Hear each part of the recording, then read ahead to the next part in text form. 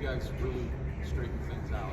Did you just sort of run out of time in the sense that you guys were playing much better second half especially? Yeah, I just told Austin walking over here, we were able to run the ball real well all year long, play great defense, run the ball, and play action pass. And again, that was the plan coming in here to see if we could do that. We really hadn't watched IUP on any tape where they really had to play against heavy personnel with a running game like ours. And I think by half we just realized that the more we bunched them up, the better they were. And the third quarter we started to spread them out more in 11 personnel. In the fourth quarter we spread about 10 personnel. If I had to do all over again, obviously we'd start with more of a spread tempo attack than what we did. And it caught up with us. Caught us on the 1 yard line. I mean, we can't make a first down on the 1 yard line. That's not been us all year long. That was a 1,000-yard rusher we handed the ball to, and big heavy set in one of our best plays, and they made a play and we didn't. So that play, and then obviously the block punt where we just missed the 3 technique. We just missed a guy turning loose. Things we haven't done all year long. Things you can't do at this point in the tournament and win, not against a good football team.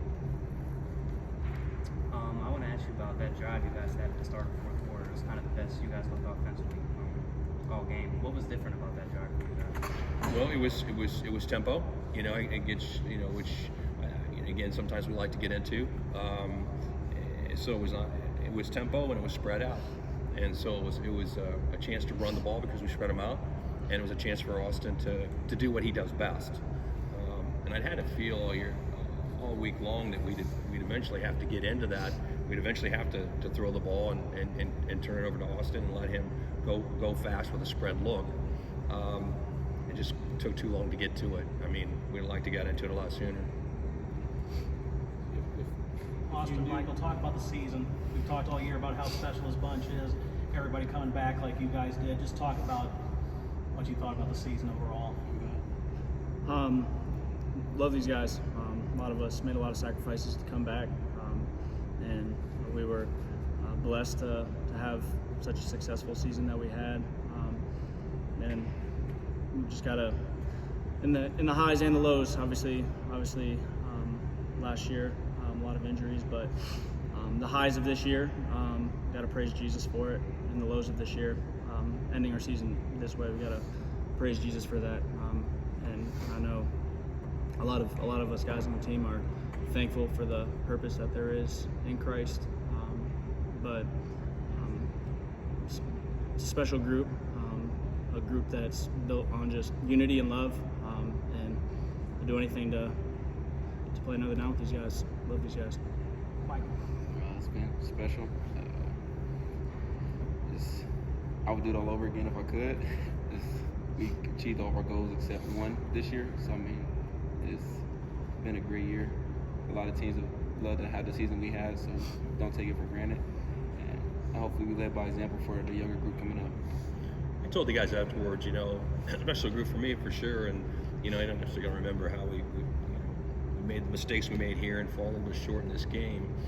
We'll remember the team was a great defensive football team, even today. As well as they play, Coach Rose is still walking off the field saying if we could have got him off the field, we'd have won. I knew we'd have won. He's still apologizing to get him off the field last time. We just give up 2 touchdowns, one on the punt team. But that's the way this team was. We all wanted to do what we could do, and we're going to play to the end. We're going to fight to the end and expect to win. And you could see that even today. We waited too late to get started, and with offense for sure. But as everyone said here, I mean, there haven't been a lot of teams that Ashland won 10 games, just a handful. This is first championship in the GMAC. There's been a couple teams actually win playoff games. We don't have the same tradition that IUP does. We need to get there, and I really believe we're on our way. And some of those young players on this thing, once we get here enough times, we'll eventually knock the door down and win a regional championship. It's going to happen. It's going to happen for this program. So. Not this year, but we still have a lot to be proud of. Coach, all week long you weren't really sure if Dwayne Brown was going to play.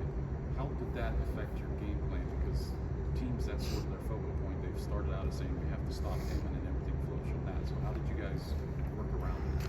I think we prepared for him to play, and again, I don't think he's 100%, you know, so maybe it was in the same issue that some other teams have had earlier when he was 100%. But I don't think it was a big part of our plan or really impacted us at all. Mike, do you think? We prepared for all of them to play. So just focus. They're a really good offense. They're a really good team. So they in the next man up.